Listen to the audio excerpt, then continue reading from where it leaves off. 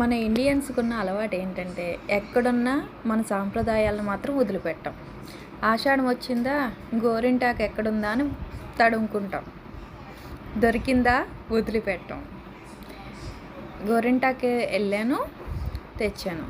కానీ అప్పుడప్పుడు ఎక్కడికైనా బయటకు వెళ్తున్నప్పుడు చూస్తూ ఉంటాను. ఎందుకంటే నాకు గోరింటాకు అంటే చాలా ఇష్టం. అక్కడక్కడ కనిపిస్తుంది. కానీ సమయం వచ్చినప్పుడే కదా మనం ఆ ఇంట్రెస్ట్ చూపిస్తాము. సో ఆషాఢం వచ్చిందంటే వదులుతామా? వెళ్ళాను, గోరింటాకు తెచ్చాను, ఇంకంతే.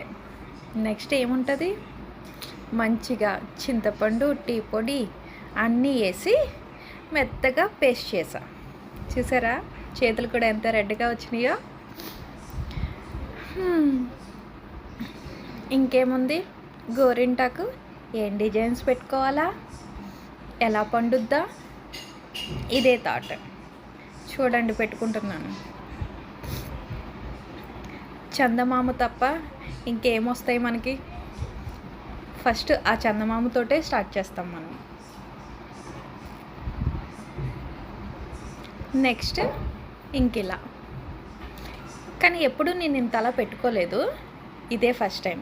ఎప్పుడు మధ్యలో ఇంత చందమామ, ఆ చుట్టూదా చుక్కలు. కానీ ఈసారి మాత్రం వేరేగా ట్రై చేసా. మీకు ఎలా అనిపించిందో కామెంట్ రూపంలో చెప్పండి. నాకైతే చాలా బాగా అనిపించింది.